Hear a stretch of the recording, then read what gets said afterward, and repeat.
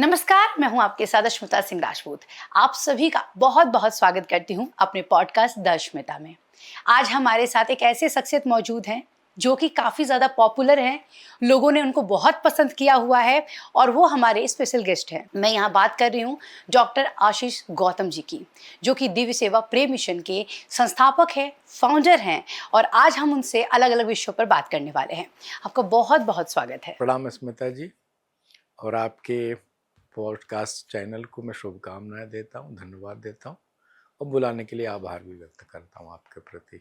बताइए भैया, मैं तो सीधा आपसे भैया ही बोल के बात करूंगी हमको क्योंकि अच्छा आप लगता है। बहुत अच्छा, आपको अच्छा भी लगता है, तो मैं हाँ। सीधा आपसे एक बात करती हूँ। देखिए, आगरा एक ऐसा शहर है जो कि ऐतिहासिक है, सांस्कृतिक है। वहाँ पर आप जानता राजा का एक ऐसा नाटक करवाने वाले हैं जिसके बारे में लोग काफ़ी उत्साहित हैं। कैसे ख्याल आया आप? आपने आशीष भैया का, तो मेरी माता जी भी भैया कहती हैं हमको, पूज्य शंकराचार्य जी महाराज जी भी हमको भैया कहते हैं, यानी देश सब लोग भैया कहते हैं। भैया सुन के और अपनापन लगता है, इसलिए इस शब्द प्रयोग के लिए हमको आपको धन्यवाद देता हूँ। छत्रपति शिवाजी के जीवन पर विश्व का सबसे विशाल नाट्य है जाणता राजा। ये शब्द मराठी है, इस नाते हिंदी में समझना थोड़ा सा होता है कठिन। इसका मतलब है जानकार राजा के साथ में समझदार राजा। जानकारी बहुत हो सकती है, पढ़ा लिखा, लेकिन समझदार नहीं हो कि मुझे किसके साथ क्या व्यवहार करना है, माँ के साथ क्या करना है, पिता के साथ क्या करना, जनता के साथ क्या करना है, संत के साथ या किसके साथ क्या व्यवहार करना है।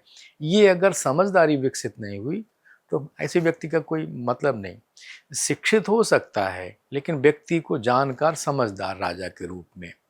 छत्रपति शिवाजी महाराज हमारे बीच ऐसे अवतारिक नायक हैं।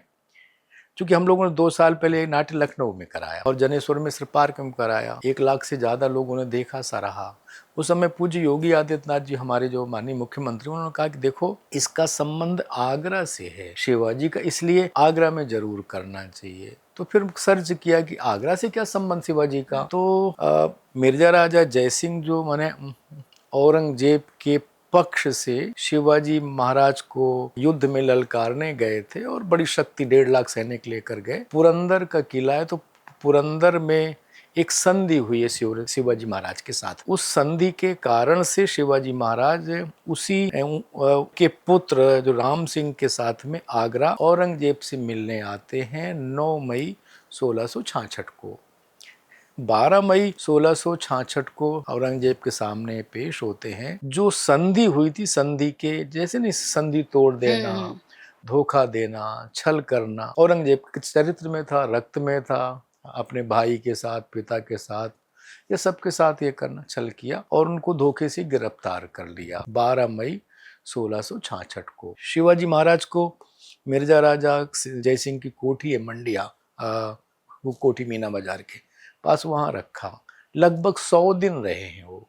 17 अगस्त 1666 को आगरा के जो फल वाले, मिठाई वाले, टोकरी बनाने वाले, पालकी वाले, फूल वाले समाज के सहयोग से यहाँ पुनः निकल गए और अपना रूप बदल करके, वेश बदल करके महाराष्ट्र पुनः रायगढ़ किले पहुँचते हैं। इसलिए छत्रपति शिवाजी महाराज के जीवन में आगरा का पड़ाव महत्वपूर्ण है। और मेरे जैसा व्यक्ति मानता है, ऐतिहासिक संदर्भ को जब देखता है तो लगता है कि शिवाजी महाराज आगरा से न निकल पाते तो आज का जो भारत है, जो भारत में आज 4 धाम दिखाई दे रहे हैं, 4 मठ दिखाई दे रहे हैं, 12 ज्योतिर्लिंग है, 51 शक्तिपीठ हैं, ये हम हमारी परंपराएं, शादी की, विवाह की, 16 संस्कार की, जन्म की, अंत्येष्टि की, होली, दिवाली, दशहरा, अभी आपसे चर्चा हो रही थी छठ की, ये अगर इस देश में हो पा रहा है तो उसकी आधारशिला हिंदवी स्वराज के रूप में छत्रपति शिवाजी महाराज ने रखी। उसी आधारशिला के कारण से आज वो पूरा सनातन धर्म, हिंदू धर्म का पूरा इस विश्व में, कई ब्रह्मांड में कोई बट वृक्ष जैसा लग रहा है। और उस बट वृक्ष के छाया तले सब लोग संरक्षित होते हैं, पालित पोषित होते हैं। मेरा मानना है कि शिवाजी के कारण से ही, उसी आधारशिला के कारण से ही आज भारत में राजनीतिक नेतृत्व मोदी और योगी जैसे व्यक्तित्व मिले। समय भारत की मूल सांस्कृतिक हमारी विरासत पहचान खत्म की जा रही थी, इसलिए आगरा में इस कार्य का महत्व है। अभी आपने बताया लखनऊ में भी आपने किया हुआ था, वहाँ पर भी ये नाटक किया था, तो वहाँ का रिस्पांस कैसा था और क्या चैलेंजेस वहाँ पर आपको आए थे? चैलेंज जैसा तो नहीं आता, लेकिन जब जाते हैं लगता है लोगों को विषय, और किसी को भी अपनी सांस्कृतिक अगर विरासत से जुड़ा है, अपने श्रेष्ठ महापुरुषों के दिव्य जीवन से जुड़ा है, अवतार हो सकते जैसे भगवान श्री राम है, कृष्ण है, भगवान शिव है, अवतार परंपरा से या हमारे ऐतिहासिक परंपरा से जुड़े अगर महापुरुष से कोई भी व्यक्ति होगा, समाज होगा, परिवार होगा, कुल होगा, टूट गया तो जैसे जड़ विहीन जो पेड़ होता है, वृक्ष होता है, भरभरा गिरने में समय नहीं लगता। आप जिस बिल्डिंग में बैठे हैं इसकी नींव बड़ी मजबूत, तभी तो बिल्डिंग खड़ी है, नहीं तो 1 घंटे भरभरा गिर जाएगी। इसलिए सभी लोगों को ध्यान रखना कि अपने सांस्कृतिक विरासतों से जुड़े रहना है।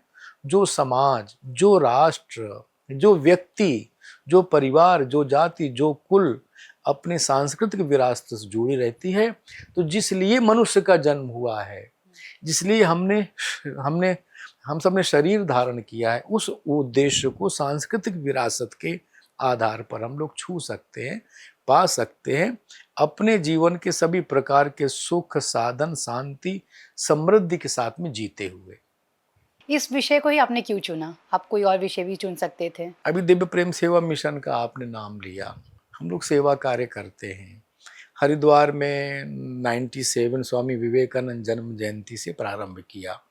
शुरू के 5 सूत्र लिए हमने कि बिना किसी सरकारी सहायता के नौजवानों की हृदय की करुणा से, यानी हमारी उम्र खुद 30-32 साल थी, संजय चतुर्वेदी जी साथ हैं तो ओमवीर जी कहीं साथ हैं, अर्पित जी की उम्र 20-22 साल थी, तो नौजवानों की हृदय की करुणा से बिना किसी सरकारी सहायता के, तो फिर सहायता किससे लेना, तो संवेदनशील सक्रिय सकारात्मक समाज से सहयोग लेना, संतों का आशीर्वाद, भगवान की कृपा, तो संवेदनशील सक्रिय सकारात्मक भाव वाला समाज, उसके बीच जाना है। तो कैसे जाना, तो जिन श्रेष्ठ दिव्य महापुरुषों ने, अवतारों ने भारत की इस मूल आत्मा को सिंचित किया है, अपने त्याग से, अपने शौर्य से, अपने पराक्रम से, अपने चिंतन से, अपने जीवन शैली से, जिसके जीवन के प्रकाश में हम लोग अपने जीवन का लक्ष्य खोज सकें, पा सकें। इसलिए अनेक महापुरुष लेकर गए। स्वामी विवेकानंद पर कई जगह कार्यक्रम शेखर सेन जी किए हैं, सूर कबीर तुलसी विवेकानंद पर किए हैं, भगवान श्री राम पर किए हैं, भगवान श्री कृष्ण पर किए, भगवान शिव पर किए, गंगा पर किए हैं, यहाँ तक कि हमने मनोज जोशी कृत चाणक्य पर किए हैं। उन्हीं में से हमको लगता है कि ऐसे जिन महापुरुषों ने भारत की आत्मा को अपने रक्त से, अपने पराक्रम से, शौर्य से सिंचित किया है, जिस नाते आज भारत है, यहाँ की नई पीढ़ी जुड़े, इसलिए हम लोगों ने छत्रपति शिवाजी महाराज के जीवन को चुना। ये हाँ खास बात इसमें, विश्व का, भारत का नहीं, विश्व का सबसे बड़ा महानाट्य है। क्यों? इसमें 300 से ज्यादा कलाकार हैं। इसमें हाथी, घोड़े, ऊंट, पालकी, सेना, तोप, संघर्ष, द्वंद्व। क्योंकि मुगल आर्किटेक्चर भी दिखना है, तो आदिल शाही बीजापुर भी दिखना है, तो हिंदुत्व का परचम लहरा था, भगवत ध्वज भी, यानी रिवॉल्विंग फोर्ट है, 50 फुट ऊंचा फोर्ट है। इसको लगभग 80-90 लाख दर्शक दुनिया के देख चुके हैं। 1200 से ज्यादा शो अभी तक विश्व में हो चुके हैं। इसको मराठी, गुजराती, अंग्रेजी, हिंदी में डेवलप हुआ है ये। चूँकि कार्यक्रम बहुत विशाल है, विराट है, शो का जो उसका मेन स्ट्रक्चर, किला या बनता है, सब वही लगभग 15 ट्रक सामान आता है, 300 से ज़्यादा कलाकार। इसलिए इसको हम लोगों ने 6 दिन में दिखाने का संकल्प लिया है। 4, 5, 6, 7, 8, 9 अक्टूबर आगरा के कलाकृति कल्चरल सेंटर में, और लगभग 10,000 से 12,000 लोग प्रतिदिन देखने आएंगे। और अभी तक उसके लिए लगभग 15 से 20,000 लोगों तक हम लोग, पहले मुख्य मुद्दा संदेश देना। क्यों कर, जो आपने प्रश्न किया क्यों करा रहे हैं, तो इसलिए संदेश की शिवाजी महाराज का हमारी भारत के लिए योगदान क्या है, पराक्रम कैसे सीख सकते हैं। अब जैसे उनकी माँ जीजाबाई का वर्णन मिलता है।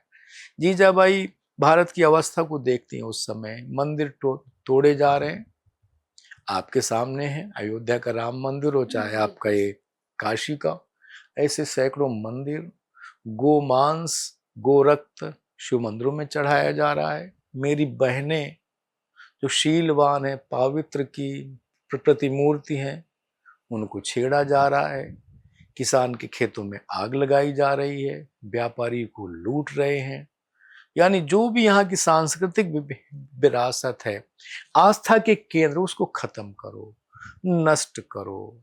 पुर्तगीज, अंग्रेज, फ्रेंच, डच, सुल्तान, निजाम शाही, आदिल शाही, उत्तर से औरंगजेब का मुगल, सब मिलकर के भारत को खत्म करना चाहते थे। इस दृश्य को देखा था माँ जीजाबाई ने, भोगा था। ये बड़ी आप महत्वपूर्ण बात बोल रहा हूं आपको कि हम अगर चाहें तो, मातृशक्ति चाहे तो, जैसा योग पुत्र का आह्वान करने से, जप तप से, पूजन से, अनुष्ठान से, त्याग से उन्होंने आह्वान किया कि हे परमपिता परमेश्वर भगवान शिव, उन्होंने शिवनेरी के दुर्ग में की है उपासना, मुझे ऐसा एक पुत्र दो जो हिंदू धर्म को, सनातन धर्म के अभ्युदय में काम कर, इन माताओं की रक्षा कर सके, मंदिरों को सुरक्षित संरक्षित कर सके, व्यापारी को संरक्षण दे सके, किसान को गले लगा सके, मुझे सब पुत्र दो। मैं तो कहूँ तो परम पिता परमेश्वर भगवान शिव ने ही अपना शिव स्वरूप बालक को ही भेजा है। शिवांश कहूँ तो गलत नहीं होगा। इसलिए कोई भी माँ, मैं तो सबको नमन करता हूँ, प्रणाम करता हूँ, उसके अनुष्ठान से, त्याग से, तप से शिवाजी जैसा पुत्र पैदा हो सकता है और जो भारत के लिए आधारभूत नींव का काम कर सकता है। इसलिए शिवाजी का जीवन माताओं बहनों के लिए भी। दूसरा एक बात की, जैसे भाई राजा का पुत्र ही राजा नहीं, भाई शिवाजी सामान्य परिवार में पैदा हुए, अपने त्याग से, तप से, शौर्य से, मैं समाज के सहारे, समाज की कृपा से, आशीर्वाद से, उसके अभिषेक से सामान्य परिवार का व्यक्ति भी राजा बन करके जनता का पालन पोषण काम कर सकता है। इसलिए शिवाजी सब के लिए, माताओं बहनों के लिए भी और नौजवान के लिए भी, सबके लिए एक आदर्श व्यक्ति हो सकते हैं। इस लाते हमने आगरा का चयन किया और शिवाजी महाराज का चयन किया। आपने सारी चीज़ें जो है पूरी बात में बता दिया कि संदेश क्या देना चाहते हैं, आपने सब कुछ बता दिया। लेकिन हम ये भी जानना चाहेंगे, जैसे आपने बताया कि इस नाटक में घोड़े, हाथी, तो बहुत सारी चीज़ें मतलब वहाँ रहेंगी, ठीक है? लोग वहाँ आके देखेंगे और लाखों की संख्या में लोग आते हैं। तो ये कितना आपके लिए चैलेंजिंग रहा इन सब चीज़ों को एक साथ दिखाना? क्योंकि देखिए छोटी-मोटी चीज़ है नहीं, बहुत बड़ा ये भव्य मुझे लगता है नाटक होने वाला है और इसमें इतने सारे लोग आएँगे, तो कितना मुश्किल रहने वाला है ये?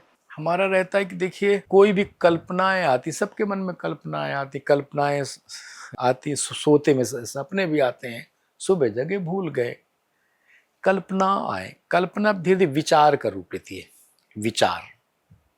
विचार की पुष्टता के लिए, उस विचार को पूर्ण करने के लिए संकल्प लेना पड़ता है और उस संकल्प के लिए हमको एक, उस जैसा संकल्प है उसके लिए एक संगठन खड़ा करना पड़ता है। कल्पना, विचार, संकल्प, संगठन, उस संगठन को उस विचार के प्रति समर्पित करना पड़ता है।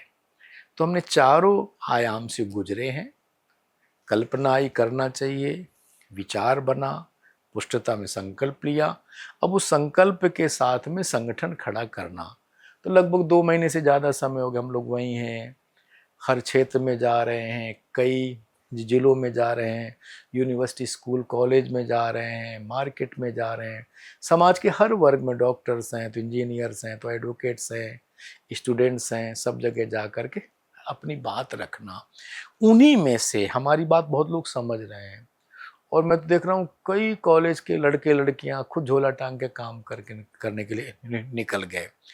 तो फिर संकल्प के बाद में संगठन, और मेरा मत है, व्यक्तिगत मत है, कि यदि आप निजी आकांक्षा की पूर्ति के लिए कुछ नहीं कर रहे तो जो एक ब्रह्मांड की शक्तियां हैं जो आपको दिखती नहीं हैं, अदृश्य हैं, आपके साथ सपोर्ट के लिए आपका माने औरा बन के, घेरा बन के आपके आसपास खड़ी होती हैं और आपकी कार्य को सपोर्ट करती है।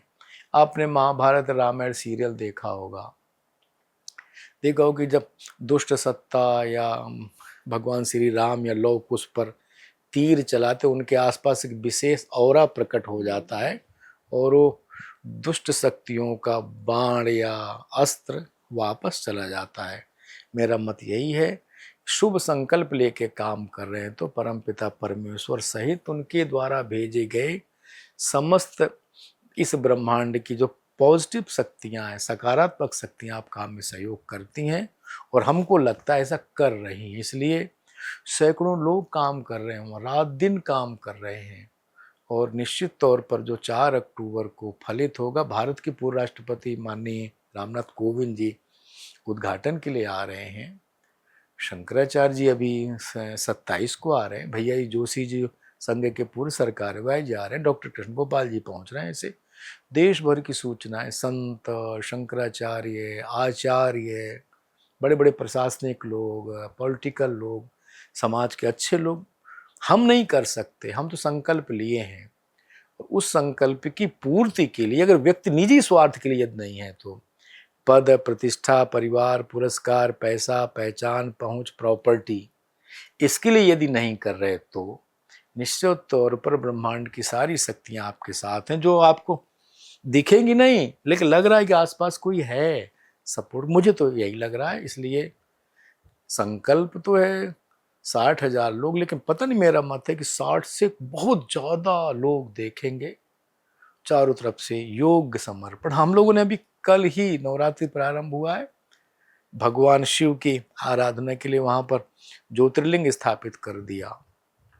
अभिषेक भगवान शिव स्वयं कराएंगे, उनकी शक्तियां कराएंगे और गढ़ कराएंगे। इस भाव से हम लोग काम कर रहे हैं। जो भी मैं आपसे बात कर रही हूँ उसमें एक चीज़ मुझे समझ में आ रही है कि शक्ति होती है ना? तो ये बताइए आप भैया कि देखिए लोग जो हैं आजकल एनजीओ चला रहे हैं, तरह-तरह की चीज़ें कर रहे हैं और स्पॉन्सरशिप दिलाते हैं, बहुत सारी चीज़ें होती हैं। लेकिन उसके पीछे उनका लालच होता है कराने का। कोई, मुझे नहीं लगता कि कोई स्वार्थ से हटकर कोई चीज़ें कर रहा है। क्योंकि अभी मैंने आपसे बात की, आपने पूरा साफ तौर पे बोला कि जिसके मन में अगर कुछ स्वार्थ है या चीज़ें हैं तो वो चीज़ें मतलब पूरी नहीं होती हैं, लेकिन जिनके मन में नहीं है तो पूरी होती हैं। तो आप क्या कहना चाहेंगे जिस टॉपिक में मैंने अभी आपको पूछा है? मैं बताता हूँ, जैसे हम लोगों ने शब्द लिया है कि सेवा साधना संबोधि की दृष्टि है। सेवा साधना को मान के करना, समत्व यानी संबोधि की दृष्टि, जो भी अलग अलग संप्रदायों में संबोधि समत्व को प्राप्त करना यानी भगवत प्राप्ति करना।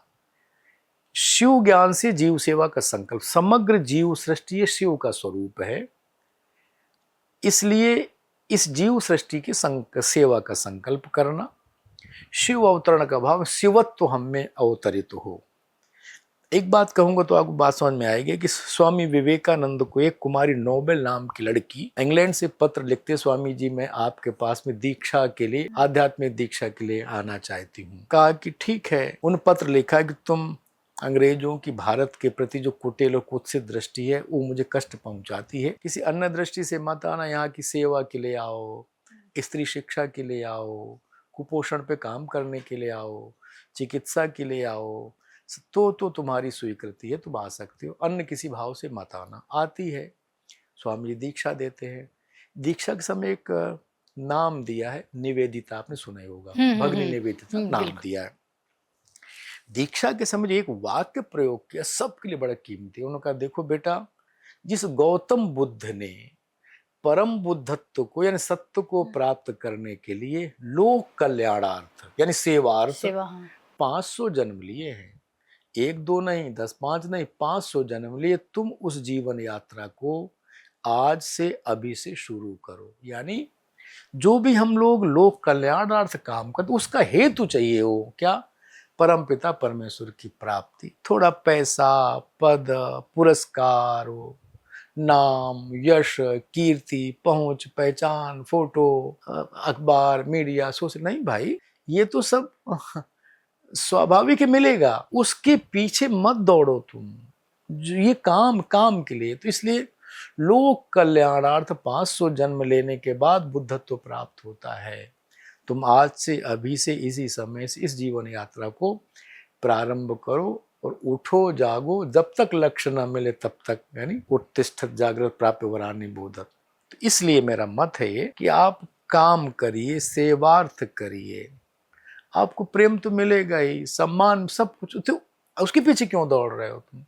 उसके पीछे दौड़े, वो नहीं मिलेगा, बिल्कुल नहीं मिलेगा, वो आपके पीछे दौड़ेगा। एक मैं राधा बाबा का नाम सुना होगा आपने, तो बहुत गोरखपुर में सिद्ध संत थे, लोगों ने देखा है, मैंने पढ़ा भी, मैंने दर्शन किया है। केवल उस राधा भाव में डूबे थे तो भगवान कृष्ण उनके पीछे चलते दिखाई दिए लोगों। हम क्यों चले पीछे? इतना भाव में डूब जाइए, सेवा में डूब जाइए। इसलिए जो नाम, यश, कीर्ति, नहीं, उससे कुछ नहीं होने वाला। हाँ, क्षणिक आपको, हाँ, लेकिन आपको, अच्छा चलिए, नाम होने के बाद क्यों दुखी हो? पैसे के बाद क्यों दुखी हो? क्यों? तो एक पुरस्कार में दूसरे के लिए क्यों आप दुखी हो? नहीं भाई। इसलिए दुख, ये सुखी रहना है, आनंद में रहना है, जिसलिए जन्म लिया है उस लक्ष्य को हासिल करना है। तो इन 5-6 बातों से हमको दूरी बना के चलना पड़ेगा। कहते हैं कि इस संसार में नेगेटिव एनर्जी भी है, पॉजिटिव एनर्जी भी है, सत्य है ये सत्य है। और लेकिन हम कैसे हैं, ठीक है? जैसे ऑरा एक शब्द है, ऑरा। घर का एक सामान्य बात, घर का जो आप 10 लोग घर में रहते हैं, घर में कुत्ता पाला एक आपने, कुत्ता भी जानता है कि इस घर का कौन सदस्य मुझे मानता है, कौन प्यार करता है, जानता है ना? वही चाहे रात 12 बजे आएंगे तभी दरवाजे पर बैठ के इंतजार करता है वो, कि मुझे वो सहलाएगा, मुझे भोजन दूध देगा, जगता रहेगा वो, है ना? यानी ये पॉजिटिव वाइब्रेशन दोनों के बीच है। और अन्य 9 लोग हैं, उनके पास क्यों नहीं? ठीक है ना? तो पॉजिटिव नेगेटिव वाइब्रेशन तो खुद ही हम छोड़ रहे हैं ना, खुद ही ले रहे हैं, जोड़ रहे हैं। तो यदि पॉजिटिव हो गए, तो सकारात्मक हो गए, तो जहां से भी आप निकलेंगे, जहां भी रहेंगे, परिवार में, घर में, ऑफिस में, मार कहीं रहेंगे, उसके आसपास विशेष प्रकार का सुगंधित माने ऑरा रहेगा, वो सुगंधित ऑरा रहेगा, प्रेम में वातावरण रहेगा, संतोष का भाव। जो देखेगा, अरे क्या, माने आपको मिलकर के, यदि दुखी है तो सुखी हो जाएगा, कष्ट में है तो उसका कष्ट हरण हो जाएगा। और एक व्यक्ति ऐसा भी होगा, हे भगवान, जितनी जल्दी हो सके इससे दूरी बनाओ, जितनी जल्दी हो सके, क्या टेंशन क्यों होता है ऐसा? वो नेगेटिव ऑरा छोड़ रहा है, ऑरा उसका नेगेटिव है, पॉजिटिव। मैं जैसे एक छोटी सी बात बताता हूँ आपको, कि जैसे आप आजकल 5 स्टार होटल में शादी ब्याह चल रहा, आपको भी जाना पड़ता है, मुझे भी जाना पड़ता है। लगभग 3000 से लेकर 5000 रुपये प्लेट मिलती है भोजन की। पता है उसके भोजन का ऑरा निगेटिव है, ठीक? कीमत कितनी है? 5000। सामान्य से ढाबे में खाना खाया 200-250 का मिल जाता है, उसका माने ऑरा 0 है, कुछ नहीं। माने वो उसे 5 स्टार खाने से पेट भरा, निगेटिव शक्ति दिया। इसमें लाभ मिला ना हानि मिला? आपकी माँ, बहन, बेटी, पत्नी, जो जिससे आपका आत्मीयता है, प्रेम है, उसके भोजन का पॉजिटिव ऑरा है 5 मीटर का। क्यों? अब तो 5000 रुपए का है, हो सकता है बेटी, पत्नी, माँ के हाथ के भोजन की कीमत 100 रुपए हो केवल, लेकिन आपको संतुष्टि मिली, भाव मिला। और सुनिए, किसी आश्रम में चढ़ा हुआ प्रसाद जो भगवान का होता है, उसका ऑरा 11 मीटर का है। अभी कोई पैसा नहीं दिया आपने उसका। 5000 वाले का निगेटिव ऑरा है, जिसमें कोई पैसा नहीं, तो उसके 11, और संतोष देता है, सम्मान देता है, मन को शांति देता है। तो ऑरा पॉजिटिव निगेटिव होता है, कपड़ों का होता है, वस्त्र का। जैसे यही आप मोमबत्ती जला दीजिए या मिट्टी तेल का दीपक, निगेटिव ऑरा है। गाय का घी का जला दीजिए, तो पॉजिटिव ऑरा हो जाएगा। कपड़ा है, काला कपड़ा पहने, निगेटिव ऑरा देगा। जो आप अभी पहने ना हल्का गेरुआ, ये पॉजिटिव ऑरा देगा सबको। सोने का जो पहने हैं आप जेवर, वो पॉजिटिव देगा। लोहा पर नेगेटिव देगा। इसलिए पॉजिटिव नेगेटिव तो वो पूरा अपना रेज छोड़ता, रेज आपको बताने नहीं कि ये पॉजिटिव है कि नेगेटिव, आपको फील हो जाएगा।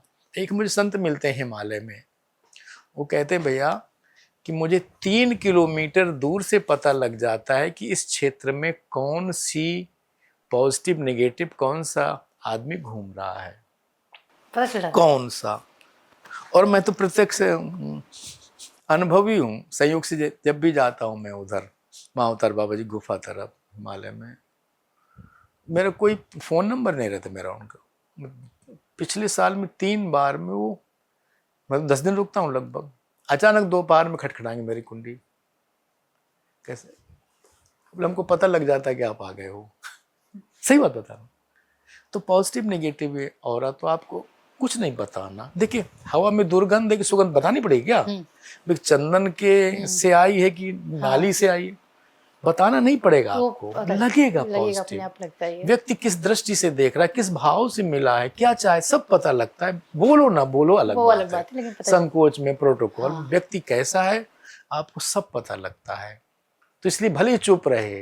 एक तिब्बत के हुए हैं लामा लोब्सांग रामपा, तो जब इनके पहले वाले दलाई लामा ने, आपने धर्मशाला की बात की, आपने मैक्लोडगंज की बात की, तो के जो पहले वाले दलाई लामा जो थे, तो उनसे चाइनीज डेलीगेशन मिलने आया। लोब्सांग रामपा औरा पढ़ना जानते थे, तो उन्होंने कहा तुम जो है इस हॉल के जो है भाई डेलीगेशन होता है 2 राष्ट्राध्यक्षों को, तो कोई और तो नहीं रह सकता वहाँ, वही लोग ने सूचीबद्ध, तो तुम पर्दे के पीछे बैठ जाओ छिप करके। ये क्यों आए हैं मुझे मिलने, कारण क्या है मिलने का, हेतु क्या है, पीछे बैठ जाओ। बैठ गए। और चाइनीज डेलीगेशन मिलने आया उनको, बड़े प्रेम से फूल बुके फोटो सब साइन, बढ़िया, बड़े आनंद, गले मिले, बोले चले गए। पूछा क्यों आए थे, बोले तिब्बत को लूटने आए थे, तिब्बत पर खून खराबा करेंगे, कब्जा करेंगे, रक्त रंजित, ये इनके मन में ये था, ऊपर से ये था। तो औरा ये समझा, ये पता चल जाता है, पता चल जाता है। इसलिए अगर दृष्टि आपकी समझदार है तो निश्चित तौर पर व्यक्ति किस भाव से आया आपके पास में आपको पता लगेगा। इसलिए जो आपने कहा कि पॉजिटिव नेगेटिव दोनों प्रकार की शक्तियां हैं।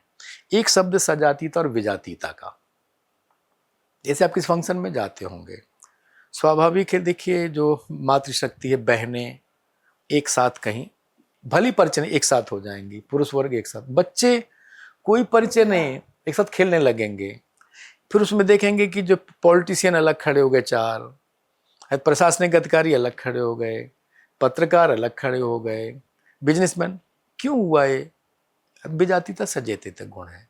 जैसे छत में आप जैसे जाते हैं, दाना डालिए, तो अगर कबूतर बैठना शुरू होगा तो वहाँ कौवा नहीं बैठता फिर, है ना?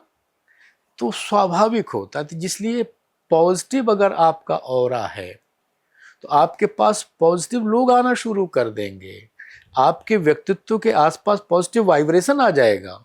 इसलिए नेगेटिव भी हम ही आकृष्ट करते हैं, पॉजिटिव भी हम ही आकृष्ट करते हैं। इसलिए हमेशा पॉजिटिव विचार को आकृष्ट करना। जैसे सिद्धांत, अब जैसे मैं तो व्यक्तिगत कई बार अनुभव किया है, हम सोच रहे हैं 10 बजे का समय दिया है, मैं कहीं लेट ना हो जाऊं, लेट ना हो, तो लेट हो जाएंगे पक्का, क्योंकि आप सोच वैसा रहे हैं। लो, और आपने कहा कि मुझे 10 बजे पहुंचना है, मैं पहुंच के रहूंगा। पता नहीं कई बार जाम लगा, कुछ भी पता नहीं, ऐसी कुल व्यवस्था होती समय पर पहुंचा देगा। आज का जैसे था, आगरा से चलाओ, भयंकर भीड़, मैं नहीं सोच, मैं कह नहीं 11:15 पहुंचना है, तो मैं ठीक मैंने 11:13 पे पहुंच गया था वहां। तो ये पॉजिटिव सारी शक्तियां आपके साथ हो जाती हैं, व्यवस्था बनाती हैं, रास्ता खाली करती हैं। इसलिए हमें सकारात्मक विचारों को हम ही आकृष्ट करते हैं, हम ही नेगेटिव आकृष्ट करते हैं। तो हमको क्या करना है ये तो अपने ऊपर। हाँ, शक्तियां दोनों प्रकार की हैं। एक चीज़ ये पूछना चाहूँगी कि लोग कहते हैं कि सामने वाला अगर नेगेटिव है और मैं पॉजिटिव हूँ, तो जो नेगेटिव पर्सन है अगर मुझसे मिलता है तो क्या मैं भी नेगेटिव हो जाऊँगी? रोज़ाना मुझसे मिल रहा है, डेली मुझसे बात कर रहा है। मेन मुद्दा है कि हम अपने संकल्प पर, अपने विचार पर कॉन्फिडेंट है कि नहीं। यदि माने उसके विचार से हम प्रभावित होते हैं तो कर देगा। लेकिन एक बहुत हंसी वाली बताता हूँ बात। किस गांव में देखा होगा कि जो भैंस, जो ना भैंस जानवर कोई गांव का, तो उसको एक पुंगी होती थी बांस हाँ की, हाँ। और उस दवा डाल के उसको फूंकते थे। तो फूंक के ऐसे कैसे कहते, डाल दिया, फूंक दिया तो हाँ, अंदर चली गई, ठीक हो गया। तो कहते हैं कि भैंस का जो पेट उसको बने, ये पेट पेट ठीक नहीं था, उसको पोटी नहीं हो रही थी, दवा गए डालने, तो इनको होने लगी जो गए थे दवा डालने। क्यों? तो बोल भैंस ने पहले फूंक दिया। तो वो भैंस वाली दवा खुद चली गई इनके ऊपर। तो मैंने मतलब यदि आपका आपका विचार में आप दृढ़ हैं कि मैं सही हूं, मेरा विचार ठीक है, कॉन्फिडेंस अगर आपने लूज किया तो, अब बंदर नहीं, देखो बंदर, आप बंदर घुड़की देगा, करता सब पर, यदि आप लूज हो तो आप पर करेगा अटैक। आपने अगर खदेड़ दी तो भाग जाएगा वो। स्वामी विवेकानंद पे हुआ है ये, और आपने देखी होगी फिल्म भी उस पर है कि स्वामी विवेकानंद को बंदर दौड़ा रहे हैं। एक आप बहन खड़ी है, आप जैसी कोई, उनका कि स्वामी स्वामी इनका टक्कर दो, स्वामी जी ऐसे लौटे, भाग गए सभी। तो यदि आप उसके विचार को स्वीकृति के भाव में लेने लगे, और यही आजकल हो रहा है, नहीं, दो लोगों के झगड़े का कारण दो नहीं है, तीसरा कोई है जी, चौथा कोई है। आपको दूसरा भर रहा है, उसको दूसरा, दोनों की दूरी बना देगा। नहीं भाई, हम एक दूसरे को समझेंगे। इसलिए यदि आप अपने विचार, अब जैसे मैं जानता हूं मेरे साथ कई लोग मिलते हैं, अब उनको नॉनवेज खाने की आदत है, खाओ, हम अपना रोटी दाल सब्जी खा लेंगे। मुझे पता है कि मैं इनसे प्रभावित नहीं होने वाला, बस अंदर से हम, हाँ, यदि यदि आप, उसने कहा भाई थोड़ा, हाँ चलो ले लेते, तो फिर काम खत्म। मेरा मत है अपने विचार पर कितना, ये सब प्रकार के, जितने प्रकार के आकर्षण समाज में हो सकते हैं, जितने प्रकार के, सब आते हैं, आएंगे, लेकिन हमको क्या सही क्या गलत, मान लीजिए थोड़ी देर के लिए कि शुगर के पेशेंट मान लीजिए, और आपके सामने रसगुल्ला आके रखा है, अच्छा है, मीठा लगेगा, और खाने में बहुत अच्छा भी लगेगा, लेकिन यदि आपको परिणाम पता उसका, खाने के बाद नुकसान क्या होगा, कष्ट कितना होगा, क्या होगा, यदि पहले से पता, फिर आप नहीं छोगे। आकर्षण तो है उसमें, अच्छा भी लगता है, तत्काल सुख भी देगा उस समय पर, लेकिन पीछे क्या देगा, तो यही सोचना चाहिए बस। इसलिए पॉजिटिव नेगेटिव माने दोनों चीजें हैं। यदि आपको अपने पर विश्वास है, अपने पर कॉन्फिडेंस है, तो किसी के साथ रहिए, कहीं बैठिए, लेकिन यदि आपको अपने पर विश्वास नहीं, तो अपने अपने वैचारिक पुष्टता के लिए हमको और काम करना पड़ेगा। एक और बात पूछना है भैया मुझे आपसे कि देखिए, कपड़ों को लेकर भी लोग कहते हैं कि इनका कपड़ा मत पहनो, नेगेटिव एनर्जी आ जाएगी, या उनकी चीजें आप पे आ जाएंगी, ऐसा भी होता है क्या? ये है, क्योंकि देखिए कई हम तो इलाहाबाद यूनिवर्सिटी पढ़ा, मैं वहाँ एक वैद्य जी थे, तो मत जाइए आप, पहना हुआ कपड़ा दे दीजिए, कपड़ा छू करके सूंघ करके दवा देती है ना, तो उसको पता होता था। तो जो भी आपका रेज है और उसका असर पड़, इसलिए ना पहने तो अच्छा है। जिससे अपनापन है, प्रेम हो, तो सब कुछ आप दोनों एक ही हो तो पहनो, लेकिन दूसरे कपड़ा, अच्छा दूसरे की दी हुई चीज भी कौन किस भाव से दे रहा है वो, ठीक। जैसे अभी पितृ विसर्जन, पितृ चल रहा है 15 दिन, आपको गिफ्ट दे गया, किस भाव से दे रहा था, सारा खेल भाव का है, सारा खेल सारा भाव का है, क्योंकि वस्तु का नहीं है ना, किस भाव से। मैंने बार बार कहा, कुत्ता और व्यक्ति, बिल्कुल भाव क्या है दोनों के बीच का। आपको सुखी देखना है, आपको आनंदित देखना है, आपके व्यक्तित्व का विकास देखने से, मैं माँ, बेटी, पत्नी, बहन, उसके मन में केवल एक ही भाव है कि मेरा बेटा, मेरा भाई, मेरा पति ये कैसे संतुष्ट रहे, सुखी रहे, स्वाद मिले, स्वास्थ्य ठीक रहे। प्रेम भी है उसमें, है ना, उसमें मिश्रित है। और जो रेस्टोरेंट वाला कि आपके जेब से पैसे कैसे निकालना है, बस तो नेगेटिव तो मिलेगा। और हाँ, मैंने यही पढ़ा कि जिस प्रकार का आप करेंगे भोजन, वैसे ही वही प्रकार का व्यक्तित्व तो बन जाएगा। इसलिए हाँ, होटल में कभी कभी खा लीजिए, रोज खाएंगे तो आपको दिमाग में सबसे पैसे कैसे निकालना आप लग जाएंगे इसी काम में। मेरा मत है ये, मैं देखा हूँ। इसलिए अपनी बेटी का, तो अपनी बेटी का, अपनी माँ का, बहन का हाथ का भोजन ये खुद अपने हाथ का करिए, हाँ, कभी कभी करना पड़ता है, जरूरत ठीक है, लेकिन वो अनिवार्य ना बनाया जाए, शौक ना बनाया जाए उसको, यही हमारा स्टेटस है। जैसे कि जानता राजा केवल नाटक नहीं है, बल्कि एक तरीके से इतिहास का जीवंत अनुभव है। लखनऊ में आपने नाटक करवाया था, तो वहाँ पे ऐसा कुछ इंसिडेंट जहाँ पे आप थोड़ा भावुक हो उठे होंगे?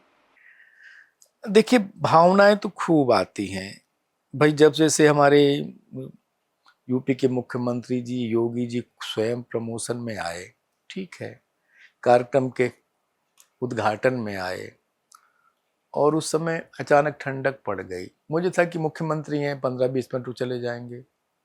अब वो बैठ गए, पूरा देखा, इंटरवल हो गया, फिर भी बैठे रहे, फिर बैठ के उन्होंने फिर पूरा 2.5 घंटा फिर और देखा। ठंडक पड़ गई, खुले तो पीछे जो वीआईपीज सोफे में लगाते हैं तौलिया, तो ठंडक में वो तौलिया मन मन ओढ़ करके बैठे लोग। लगा कि ये है निष्ठा। अश्रुपात स्वाभाविक होता है कि क्यों देश के लिए, समाज के लिए, या हमारे दिव्य प्रेम सेवा मिशन के संबल के लिए बहुत सभी दिव्य लोग, कई संत बड़े बड़े चुपचाप बैठे रहे, जिनके सिर में बाल भी नहीं होते, ऐसे दिव्य संत बैठे रहे। तो ये देख करके लगता है कि नहीं, आज भी ऐसे लोग अच्छे काम को सपोर्ट के लिए खुद खुद को कष्ट में डालना, दुख में डालना किया। अब आगरा की बात है, वास्तव में आगरा पौराणिक काल से, आगरा में वैदिक काल से, आगरा में द्वापर कालीन शिव मंदिर मिलते हैं, ठीक। और कई कई रावली मंदिर, पृथ्वीनाथ मंदिर, कैलाश मंदिर, मनकामेश्वर मंदिर, बिल्केश्वर मंदिर। तो ये, और आगरा से सिख गुरु तेग बहादुर को भी औरंगजेब ने वहीं से गिरफ्तार किया था।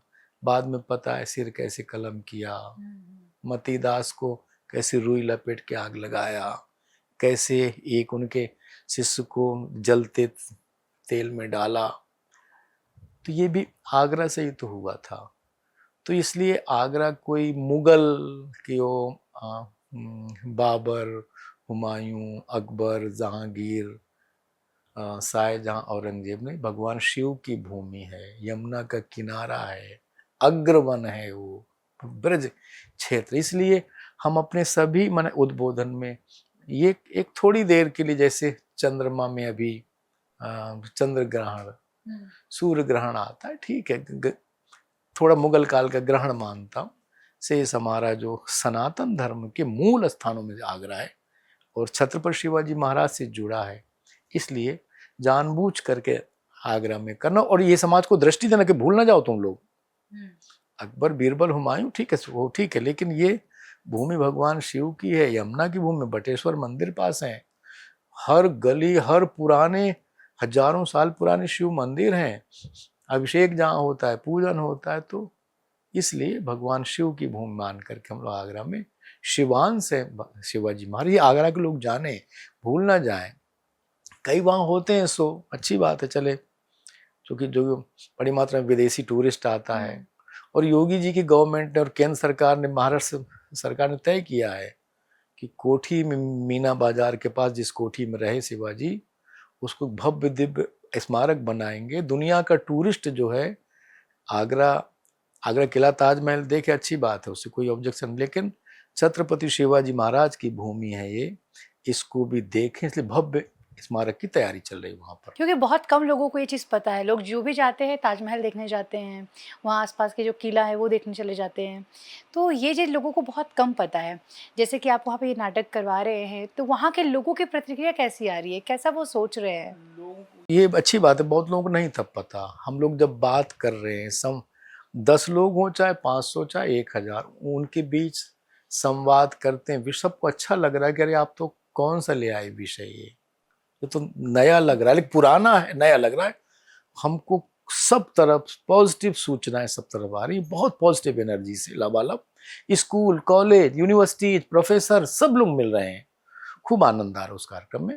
तो लोग अच्छी मात्रा में जुड़ा, जो सोचा है कि इतने लोग देखें, मुझे लगता है उससे बहुत ज़्यादा लोग आएंगे कार्यक्रम में। दिव्य प्रेम सेवा मिशन की स्थापना आपने की है, फाउंडर आप हैं, तो इसके पीछे क्या आपने सोचा कि क्यों ये स्थापित करना चाहिए? क्या आपके पीछे आ, सोचा आपने कोई इसकी? पहले ये सोच करके थोड़े गए थे, जैसे हिमालय जाते हैं लोग तीर्थ यात्रा करने, जप तप करने, ध्यान करने के लिए, भगवत प्राप्ति के भाव से हम भी गए थे। गंगोत्री रहे, फिर नीचे शीतकाल हो जाता, जैसे अभी दीपावली के बाद ठंडक पड़ जाएगी, बर्फ पड़ जाएगी, नीचे आ जाएंगे। हम भी हरिद्वार रहने लगे, एक आश्रम में रहते थे गोपनीय भाव से चुपचाप। उसी बीच चंडी घाट जाना हुआ। कुष्ठ रोगी जो समाज से, परिवार से, जाति से, कुल से, क्षेत्र से बेचारा बहिष्कृत है, गंगा किनारे सड़े गले हाथ पैर हैं, दुर्गंध युक्त है, खून बह रहा है, मवाद बह रहा है। अब उसकी माने उसकी कौन करेगा चिंता। लगा तुम आश्रम में क्या कर रहे हो आशीष, चलो इन्हीं के बीच रहो, कुछ काम करो। बस उनकी पट्टी करना, मलहम करना, घाव साफ करना, दवाएं देना शुरू किया। तब ध्यान में घूम घूम कर कब तक करेंगे। तो छोटा सा हनुमान मंदिर था, वहाँ वहीं बैठ गए। कुष्ठ रोगी वहीं आने लगे, वहीं काम करने लगे। काम करते कर ध्यान है, इनके तो बच्चे भी होते हैं, बच्चों को क्या होता है, वो भी बेचारे भीख मांग रहे हैं, शिक्षा से दूर, संस्कार से दूर, सम्मान से दूर। ईसाई मिशनरी भी ले जा रहे हैं, उनको ईसाई बना रहे हैं, धर्म परिवर्तन कर रहे हैं। तो भाई लगा कि नहीं, अब तो इनके बच्चों पर काम करना है। तो उनके बच्चों के लिए फूस के छप्पर डाल दिए, बच्चे रखे।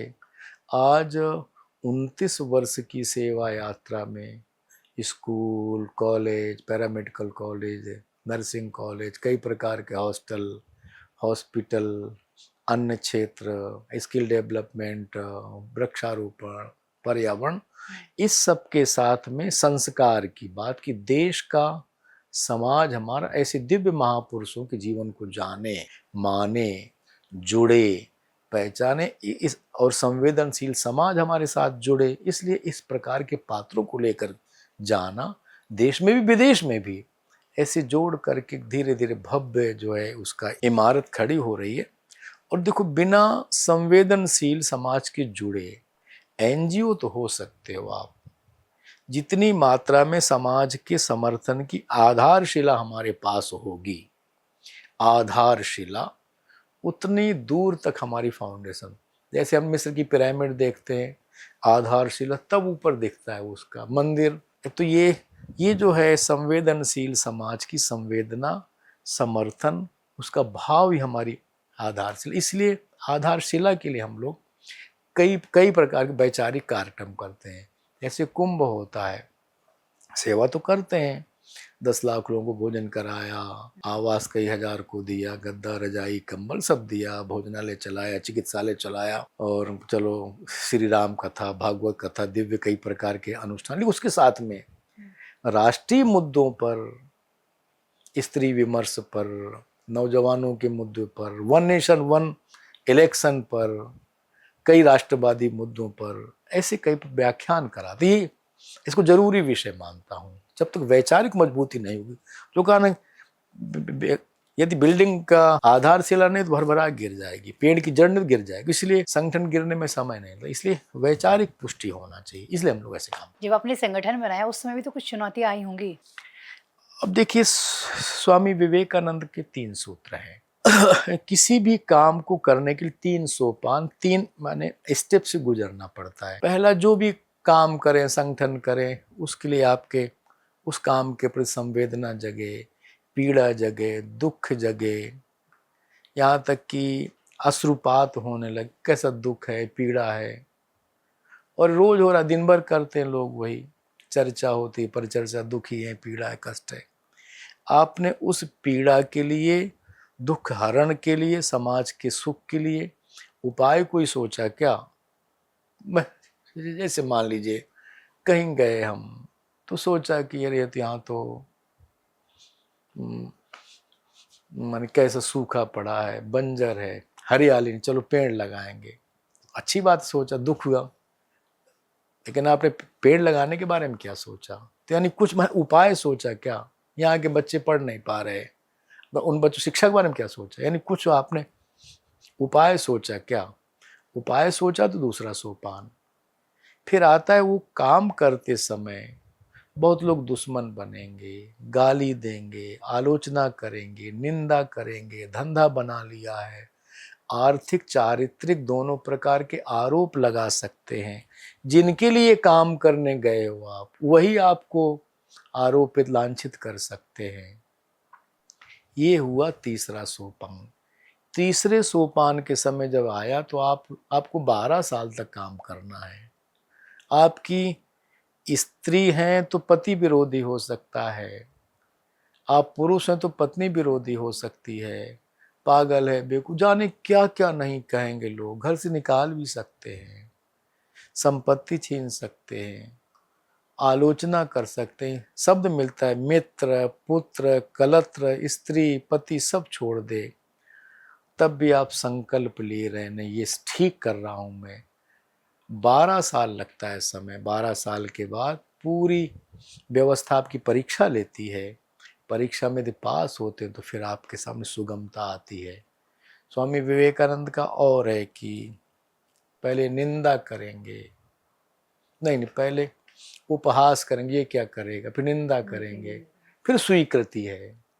तो हम लोग इस समय धीरे धीरे, अब चूंकि 28-29 साल हो गया, स्वीकृति के भाव में आ गए हैं। समाज हमको स्वीकार करता है, समाज का सम्मान, प्रेम, सहयोग, संवेदना, आशीर्वाद, सब प्रकार, क्योंकि हमने वैचारिक दृढ़ता, खड़े रहे, पता नहीं एक बार में तुरंत निंदा हो गई तो परेशान, आलोचना हो गई तो नींद नहीं आ रही, आज अभाव हुआ तो भाग गए, चोरी लाइजनिंग करने लगे जाए, नहीं भाई, डटे रहो, अंत में लोग जुड़ेंगे आपके साथ। तो अब हम स्वीकृति के भाव में, समाज, परिवार, सब लोग हमको स्वीकार कर रहे हैं आज के डेट में। कुछ क्वेश्चन भैया हमारे पास ऐसे आए हैं व्यूवर्स के, उनको हमने बताया कि आप हमारे पॉडकास्ट में आने वाले हैं, तो उन्होंने कुछ क्वेश्चंस भेजा है आपके लिए कि आप उनको बताइए कि मिशन की प्रमुख गतिविधियां कौन कौन सी है, आज उसका प्रभाव किन किन क्षेत्रों में दिख रहा है।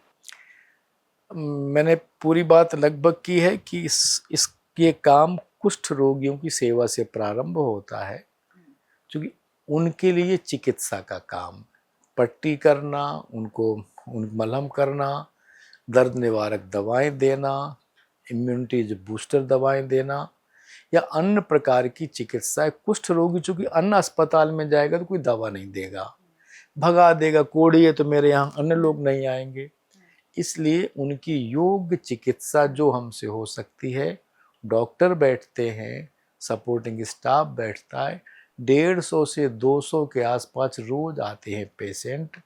एक काम तो ये हुआ। दूसरा मैंने बताया कि जो उनके छोटे छोटे बालक बालिकाएं हैं, देश के कोने कोने से आते हैं, क्योंकि इन बच्चों की शिक्षा हो जाए, संस्कार हो जाए, पालन पोषण हो जाए, स्वास्थ्य का संरक्षण हो जाए, और ये बच्चे समाज की मुख्य धारा में मिल जाए, तो सक्षम होगा, शिक्षित होगा, संस्कारी होगा, तो उस बच्चे को कोई ले लेगा। दुर्गुणी होगा, कोई नहीं लेगा। तो आज हमारे यहाँ के बच्चे, आपको जान के खुशी होगी, MBBS भी हो गया, MD कर रहे हैं, इंजीनियर भी बने हैं, प्रोफेसर बने हैं, अच्छे लॉ करके अच्छे प्रोफेशन में हैं, कुछ अपना व्यवसाय कर रहे हैं, कई प्रकार के टेक्नीशियन सेवा कार्य में हैं, समाज की मुख्य धारा में मिल रही है। यही हमारा मूल उद्देश्य। चूँकि 98 में हॉस्टल प्रारंभ हुआ था, आज प्रारंभ हुए 26-27 साल हो गया, 27 साल, मुझे लगता है लगभग 500 से ज़्यादा बालक बालिकाएं निकले हैं वहाँ से, जो समाज की मुख्य धारा में विलीन हो गए।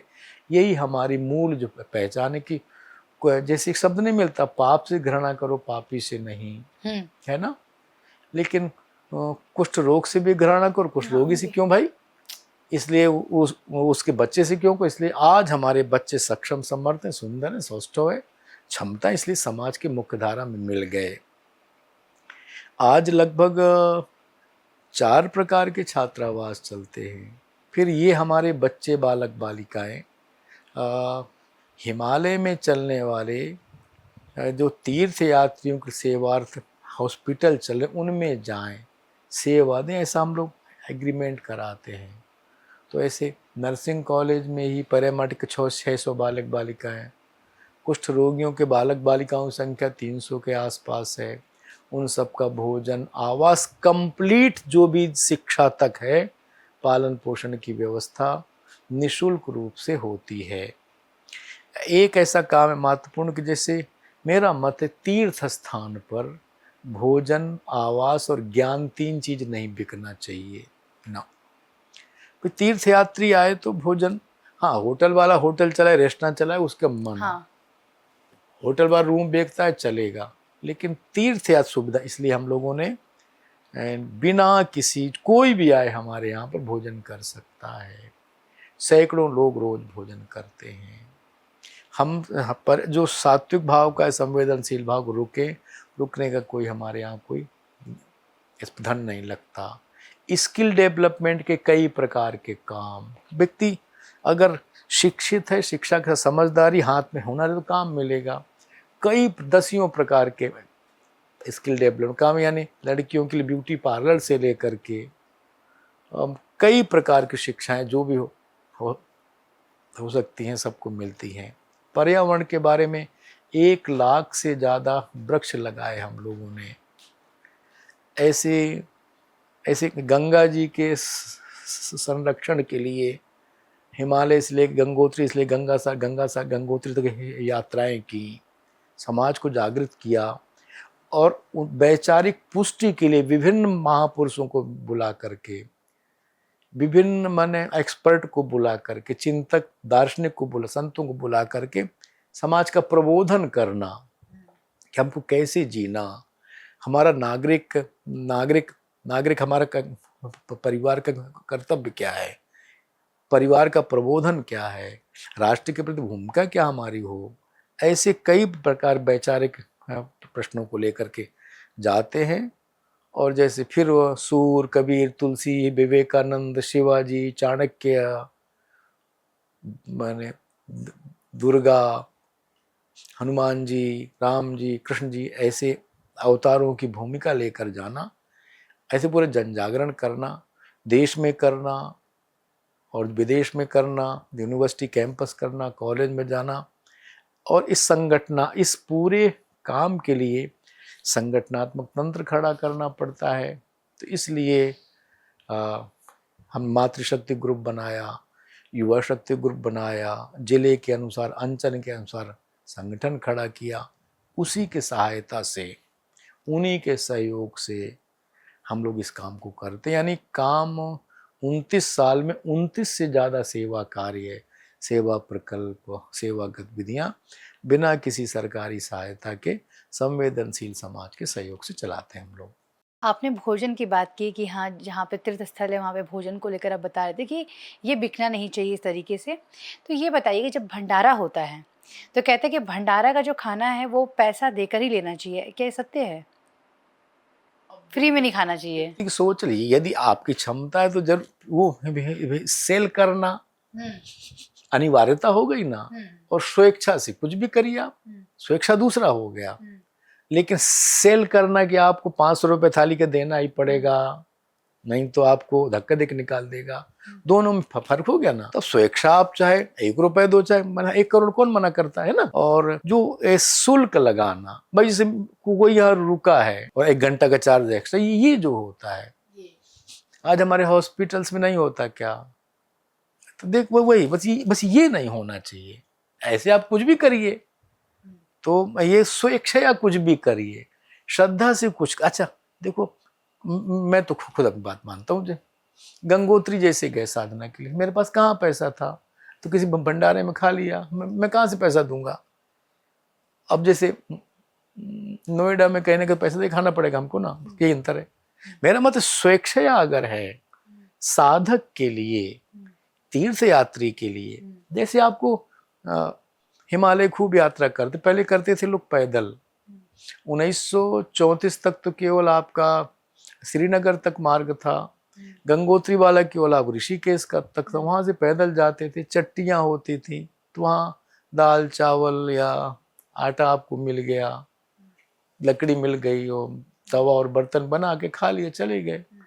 तो तीर्थ यात्री को मेरा सहाय होना चाहिए। अब उसकी क्षमता है, क्या कर सकता है, अनिवार्यता नहीं होना चाहिए बस। ये बताइए कि क्रिया योग और महाअवतार बाबा से आप कैसे जुड़े हैं? मैंने सन 1982 में जब ग्रेजुएशन का विद्यार्थी था, उस समय योगी कथामृत किताब पढ़ी थी, प्रथम दृष्टया ही मावतार बाबा जी का चित्र और जो उनके बारे में पढ़ा आकृष्ट किया, मन को छू गया। लगा कि यही मेरे इष्ट हैं, गुरु हैं, मन आराध्य हैं।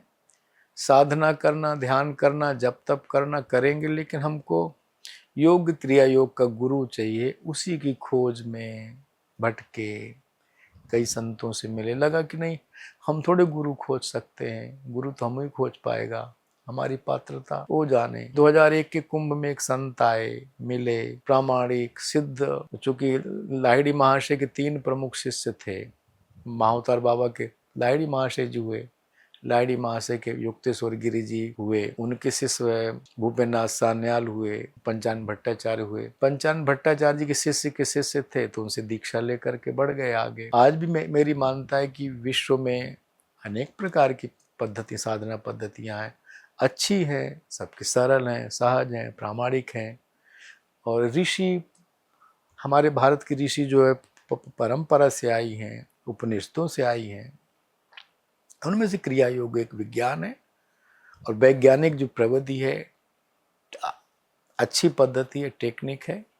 लेकिन मेरा बार बार यही रहता है मत कि बिना आधारशिला के, यानी यम नियम, आप अहिंसा, सत्य, अस्तेय माने अपरिग्रह, शौच माने इंद्रिय निग्रह, ईश्वर प्राणिधान, स्वाध्याय, ब्रह्मचर्य, संतोष, तप, ये नहीं करेंगे तो कोई भी बात हो, जैसे भाई आप गए वृक्षारोपण करने के लिए, पेड़ रख के चले आए, थोड़ी देर बकरी निकलेगी, चल देगी खा करके, नहीं, उसके लिए आपको गड्ढा खोदना पड़ेगा, खाद पानी डालना पड़ेगा, पानी डालना पड़ेगा, संरक्षण के लिए आप ट्री गार्ड लगाना पड़ेगा, फिर 5 साल देखना पड़ेगा, है ना। नहीं तो ऐसे वृक्षारोपण तो लाखों करोड़ों होता है रोज, परिणाम क्या आता है? कुछ नहीं। इसलिए मेरा मत है कि यम नियम पर ध्यान रखना बहुत ज़्यादा जरूरी है। कोई भी साधना के साथ में गलती यही होती कि मुझे तो परिणाम नहीं मिला, लेकिन यम नियम का पालन तो नहीं करे। जैसे कोई औषधि मुझे परिणाम नहीं दे रही, डॉक्टर ने बताया शुगर की ये दवा भी खाओ, मिठाई भी नहीं चलेगा ना। तो इसलिए यम नियम का पालन साधक के लिए बहुत अनिवार्य है, अनिवार्य विषय है, नहीं तो परिणाम नहीं आता, समय जाता है।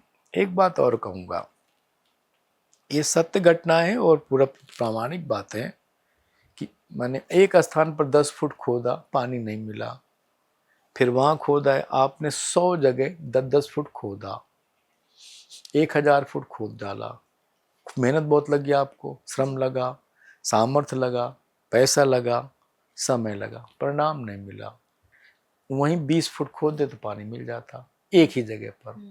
ये दिक्कत है लोगों के साथ में, आज ये करना, कल वो करना, परसों नहीं चलना, इससे कुछ नहीं होने वाला। एक स्थान पर गड्ढा खोदिए। ये ऐसे नहीं पड़ा होगा कि आपने तो गांव में पुराना देखो कुआं, पत्थर में भी वो जब रस्सी रगड़ते तो वो करत है ना, हाँ, करत होत सुजा। तो पत्थर में भी रेखा बनती है। क्यों? लगातार पानी खींच रहे हैं आप लोग गांव में कुआं से, रेखा कहीं नहीं खींच सकते। इसलिए एक जगह, एक अभ्यास, एक इष्ट, एक गुरु, एक आराध्य, एक साधना पद्धति, एक मंत्र, कुछ भी ले लो, एक ही बस। हाँ, आप सपोर्ट सब तो वही है, हाँ, अलग अलग तो नहीं। यदि अद्वैत मानते हैं तो समग्र मानते हैं, जब कण कण में भगवान है तो इसमें क्यों नहीं है, फिर उसमें क्यों है, तो समग्र दे, कोई भी कुछ भी ले, वो आपका विषय हो सकता है। लेकिन बार बार बदलना, सारा दिन बदलना। अब तुलसीदास जी का नहीं मिलता कि वो तुलसी मस्तक तब न मैं धनुष बाण ले हाथ। तुलसीदास जानते थे कृष्ण ही राम है कि नहीं, बस।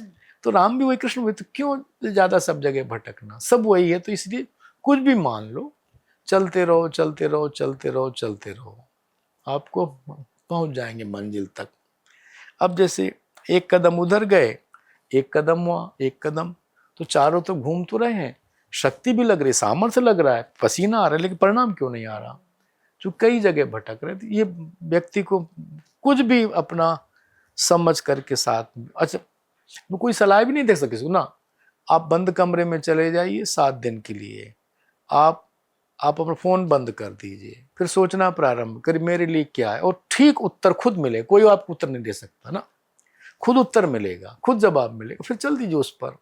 किसी की मत सुनो, अपनी सुनो, अपनी आवाज, अपनी चल अंतरात्मा दीजिए। की हाँ, आवाज सुननी है चल बस। दीजिए, परिणाम मिलेगा आपको, नहीं मिलेगा। लेकिन वो पता ही नहीं लगता कि मेरी क्या, हम इतना, हम सभी, मैं भी उनमें से हूँ, सब 24 घंटा इसने हम सब कोलाहल में घिरे, सब लोग ना, सब लोग कोलाहल में। हम दूसरे की सुनते हैं, दूसरे को देखते हैं हर समय। हमारी सारी माना इंद्रिय बहिर्मुखी हैं। और मैं बता रहा हूँ, जैसे मैं जो हूं मैं वो दिखना नहीं चाहता, जो दिख रहा हूं मैं हूं नहीं, तो हम अभिनेता हो जाते हैं। जैसे भाई कोई भी फिल्म हो, अमिताभ बच्चन किसी में पुलिस है, किसी में डॉक्टर है, किसी में स्मगलर है, किसी में कुली है, और किसी में संत वेश है। ना वो संत है, ना कुली, ना डॉक्टर, ना अभिनेता, ना पुलिस, ना सेना, वो एक अभिनय कर रहा है। तो हम व्यक्ति अभिनय क्यों करने लगे, हम क्यों करने लगे?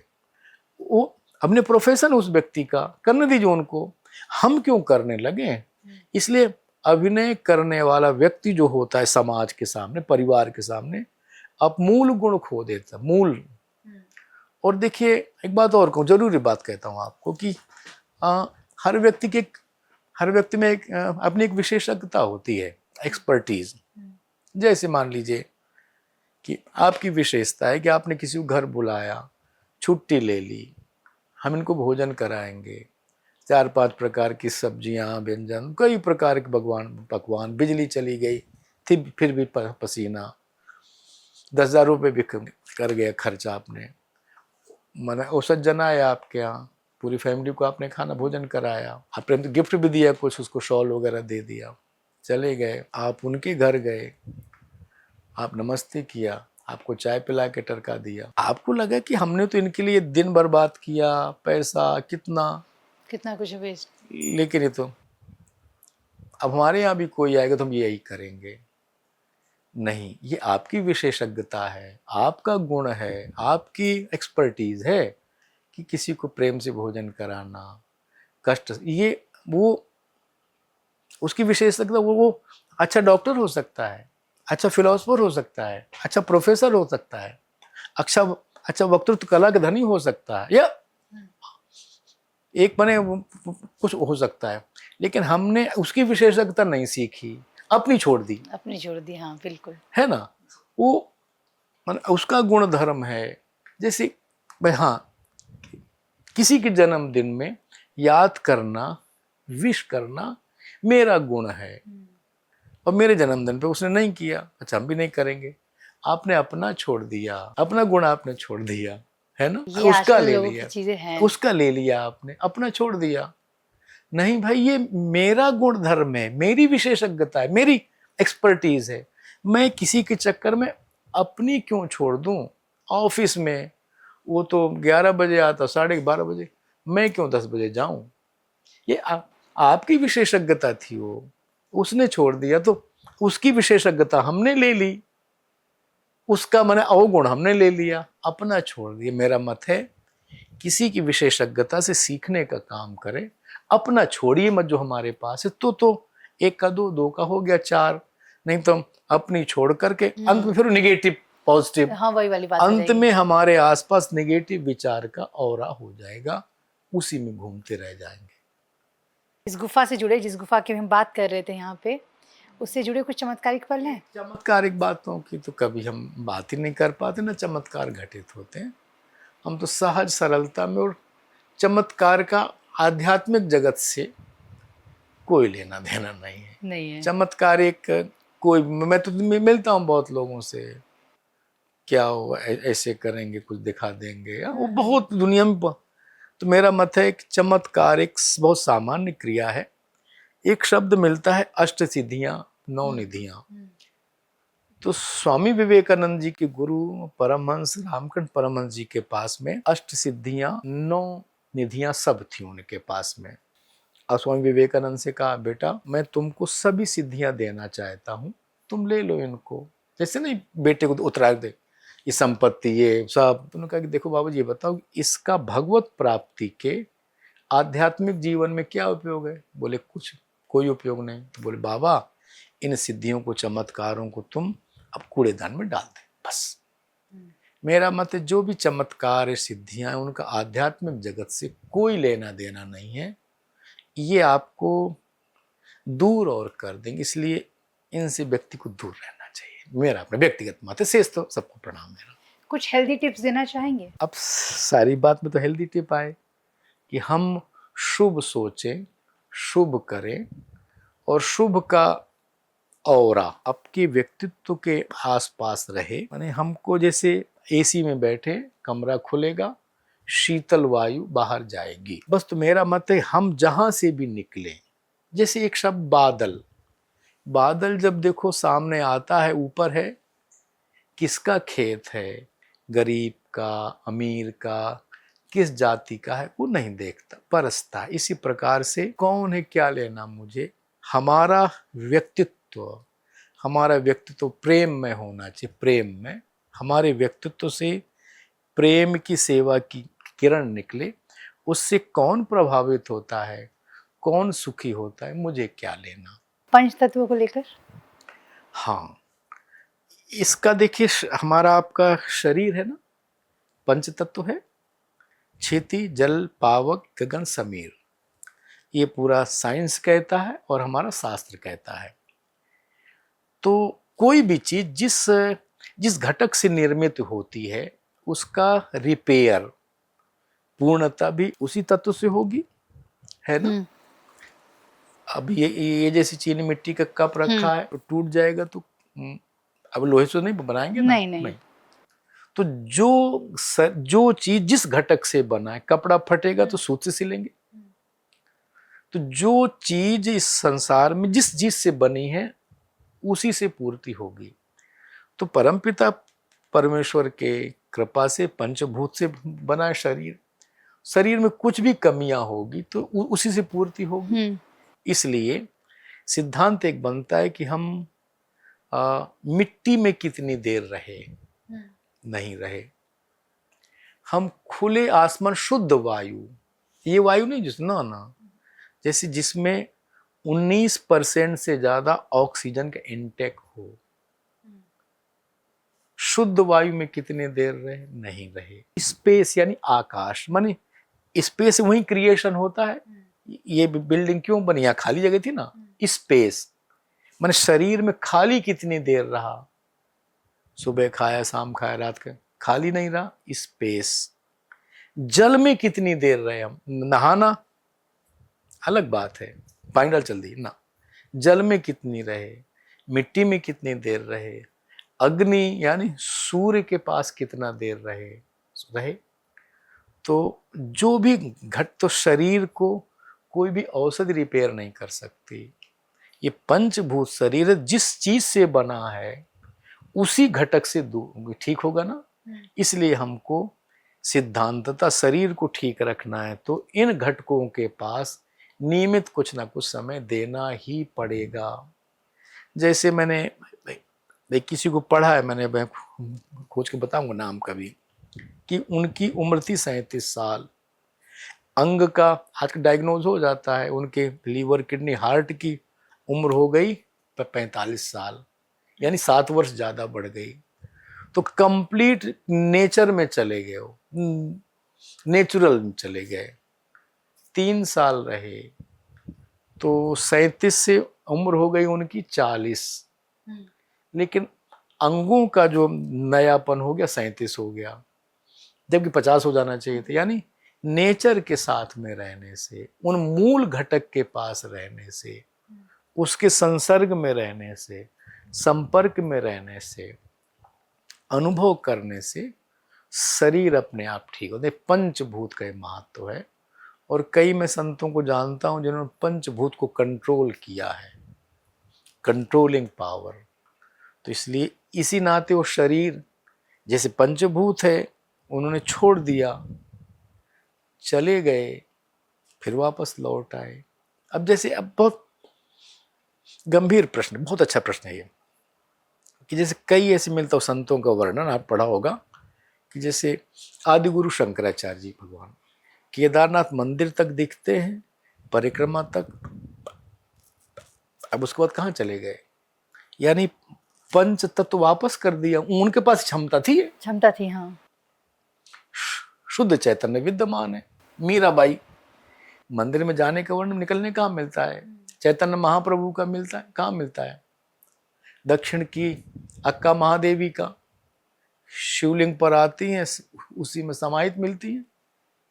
जैसे आपके पांडिचेरी के नजदीक जो रामलिंगम, स्वामी रामलिंगम मिलता है, कमरे में गए खोला तो नहीं है। ऐसे जो, तो ये पंचभूत की साधना हम हैं और नहीं भी हैं, हम हैं और नहीं भी हैं, शरीर बिना शरीर के भी हैं और नहीं भी हैं भी। ये पंचभूत की साधना है। इसलिए शरीर को स्वस्थ रखना, ठीक रखना है तो इन पंचभूत के पास स्पेस यानी आकाश तत्व, अग्नि यानी सूर्य, वायु, मिट्टी, जल, इसके पास 24 घंटा में कुछ ना कुछ देर बिताना पड़ेगा हमको। केवल दवा से कुछ नहीं होने वाला। आशीष भैया, एकदम लास्ट क्वेश्चन मैं आपसे पूछना चाहूँगी कि सोशल मीडिया का प्रेशर जो है आजकल के यूथ पे बहुत ज़्यादा है। हर दिन जो है लोग परेशान हैं सोशल मीडिया की वजह से भी, और कुछ लोग कुछ ज़्यादा ही खुश भी हैं। खुश इस बात से कि हर चीज़ हम पोस्ट कर रहे हैं, खा रहे हैं, पी रहे हैं, घूम रहे हैं, सब कुछ है। और कुछ लोग परेशान इसलिए हैं कि भाई हमको देना है, सोशल मीडिया पर पोस्ट करना है, वरना रीच नहीं आएगी, फॉलोअर्स नहीं बढ़ेंगे। इस पर आप क्या कुछ कहना चाहेंगे और युवाओं को क्या संदेश देंगे? मेरा संदेश युवाओं के बारे में यही है, देखो किस चीज से समाज को प्रेरणा मिलती है, किस घटना से, किस दर्शन से, किन प्रकार के संस्मरणों से, जरूर पोस्ट करिए। ठीक, अच्छा बताइए हम पोस्ट किसके लिए कर रहे हैं? अपनी प्रसन्नता के लिए, अपने सुख दूसरे की। मेरे देखने वाले कितने हैं, हमको लाइक डिसलाइक करने वाले कितने हैं, इसके आधार पर सुखी दुखी होते हैं। तो आप सोशल मीडिया से अपने को एक किनारे करिए। कोई भी घटना, कोई भी दृश्य जो समाज को शिक्षा दे, समझदारी दे, संस्कार दे, और जिस लिए हम सबका हुआ है जन्म, समाज इस प्रकृति के भाई मन उन्नति के लिए। अब मैं यहाँ खाना खा रहा हूँ, उससे क्या मिलने वाला समाज को? मैंने ये देखा, उससे क्या होने वाला है? बिस्तर में लेटे हैं या निजी जीवन को शेयर कर रहे हो, एंटरटेनमेंट। और बिग बॉस नाम का एक वो आता है कार्यक्रम, रियलिटी शो है जी, हम उसके विरोधी हैं। मैं विरोध। एक घर में लोग क्या करते, क्या दुनिया में दिखाने की चीज होती है ना भाई? क्यों दिखाना, किस लिए दिखाना, क्या मिल रहा है किसी को? इसलिए मेरा मत है जो जरूरी है, प्रेरक है। अब जैसे कई बार होता है कि मैंने भी नहीं देखा, आप पास आपने भेज दिया, वो झूठ बात थी, गलत बात थी, अप्रामाणिक बात थी। इसलिए बात प्रामाणिक हो। अगली बात कहूंगा, हम शादी ब्याह में जाते हैं, होटल में गए तो उसमें 100 प्रकार के व्यंजन लगे। आप गए, आपके कार्ड में लिखा था कि आपके आगमन तक, और जो आपकी इच्छा का वो एक शब्द हिंदी का शब्द स्वरुचि भोज। अब आपको लगा कि सब मेरे लगा है, आपने उठाई प्लेट, शुरू कर दिया भरना, खा ही नहीं पा रहे। नहीं भाई, जो आपके लायक हो, जो आपकी रुचि का हो, लगा है। यही हो रही गलती। सोशल मीडिया में सब कुछ मुझे देखना है, सब कुछ मुझे पढ़ना है, और मुझे सब पर कमेंट करना, ये कहाँ लिखा है? तो ये इतनी, फिर कहूंगा मैं बहन कि समझदार होना। व्यक्ति के पास ये सभी शक्तियां हैं। जैसे शक्ति क्या है? एटॉमिक एनर्जी है, न्यूक्लियर एनर्जी है, काइनेटिक एनर्जी, मैग्नेटिक एनर्जी है, और हमारे पास हीट एनर्जी है। कितने प्रकार की शक्तियां हैं। इन शक्तियों का यूज करना नहीं आया तो हम दुनिया को डिस्ट्रॉय कर देंगे। जैसे nuclear energy, atomic energy, nuclear energy से आप व्यक्ति के जीवन को सुख दे करके, हेल्थ उसका ठीक करके 100 साल की उम्र कर देंगे। एटॉमिक एनर्जी इतने प्रकार के सुख के साधन खड़ा कर देंगे। लेकिन इसी एटॉमिक एनर्जी से हिरोशिमा नागासाकी होता है, क्षण मात्र दुनिया को खत्म कर सकते हो ना।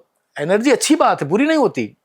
एनर्जी का यूज कहाँ किया? अगर हमारे नौजवानों को ये जो सोशल मीडिया एनर्जी मिली है, ये हथियार है, शक्ति है, पावर है, लेकिन पावर का अगर मिस यूज होगा तो फिर वो गलती। बस। तो इसलिए कोई भी चीज हो, एक बहुत अच्छा बात बताता हूं मैं आपको कि जैसे अब तो चलो मैंने, अब आप पुरानी बात हो गई, मैं हरिद्वार रहता हूँ, चंडीघाट में सेवा करता हूँ कुष्ठ रोगियों की, कुछ उनमें से रिक्शा चलाते हैं। मैं स्टेशन से भाई मन उतरता था, बाबू बैठा हूँ, बाबू बेचारे प्रेम से लाते थे बिना पैसे के। मैं भी उनको सम्मान करता हूँ, प्रेम करता हूँ, दवा भोजन सब करता हूँ, गले लगाता हूँ। मेरे गाड़ी चलाने को मैं उसको नहीं दे सकता, क्यों? कि वो खुद मरेगा, मुझे भी मार देगा, चार को एक्सीडेंट कर देगा, है ना। इसलिए वो बेचारा रिक्शा चलाना जानता है, गाड़ी नहीं चलाना जानता ना। नहीं। इसलिए उसके पर प्रेम है, सम्मान है, लेकिन गाड़ी नहीं दे सकता चलाने के लिए, बस ऐसा ही है। बस यही। तो किसके हाथ में क्या देना, ये भी समझदारी चाहिए। और जो भी वो वस्तु है बड़ी ताकतवर है, अच्छी चीज है, जितने प्रकार की भाई मन एनर्जी का स्रोत है हम लोग जी। लेकिन उसको यूज करना नहीं आया, बस। तो इसलिए देने के पहले उसका सब प्रकार से शिक्षित करना है, डेवलपमेंट करना। जैसे आर्मी, हमारे 12 लाख आर्मी देश की है, कितना उसको संघर्ष करती है, तप करते हैं, अभ्यास करते हैं, अनुशासन में लाते हैं, आज्ञा का फॉलो अप होता है, तब उनके हाथ में कोई ना कोई औजार आता है। उसी औजार से 50 लोगों को मार देगा, उसी औजार से वो देश की रक्षा करता है वो। तो पहले व्यक्ति को, मेरा मत कोई भी शक्ति देने के पहले उसको ट्रेनिंग, अभ्यास, समझदारी, संस्कार सब दें, तभी हथियार दीजिए, नहीं तो मत दीजिए। तो कोई व्यक्ति सोशल मीडिया में प्लेट बना लिया अपना, तो फिर गलत इम्पैक्ट ही होगा। हाँ बिल्कुल होगा। पहले मेरा मत है कोई भी चीज शक्ति देने के पहले पैसा है, हाँ, कहाँ खर्च करना भाई। वो दे दिया आपने, वो फेंक रहा है इधर उधर जहां तहां। नहीं, तो पैसा भी सारी शक्ति है, शक्ति बुरी नहीं होती ना, शक्ति बहुत पवित्र है, महान है। शक्ति को उपयोग कहाँ करना, इसकी समझदारी विकसित करना मूल काम है। इस पर समय, संसाधन, धन इस पर खर्च करना चाहिए। जैसे जैसे जानता राजा, ठीक है 3 करोड़ खर्चा होगा, लेकिन कितने लोगों को संस्कार देगा, शिक्षा देगा, समझदारी देगा, प्रेरणा देगा, इसलिए करा रहे हैं हम लोग जी। तो सुन लिया आप लोगों ने आशीष भैया को, उन्होंने कितनी बारीकी से हर एक चीज को बताया है। अगर आप इन चीजों को फॉलो करते हैं तो मुझे पूरा विश्वास है कि आपकी जिंदगी पूरी तरीके से बदल जाएगी। जनता राजा नाटक 4 अक्टूबर से 9 अक्टूबर तक होने वाला है, तो आप लोग भी जरूर जाइएगा, देखिएगा, खूब सारा प्यार दीजिएगा। और आशीष भैया बहुत अच्छा लगा, आपने अपना कीमती समय हमें दिया, बहुत बहुत धन्यवाद। प्रणाम, धन्यवाद। और आपका जो सकारात्मक सात्विक माने एक अच्छा प्लेटफॉर्म है, और परमपिता परमेश्वर भगवान शिव इसको और आगे जन जन तक ले जाएं, और आपकी सकारात्मक भूमिका के नाते नौजवान देश का प्रेरणा ले, इसी शुभकामना के साथ प्रणाम आपको। धन्यवाद।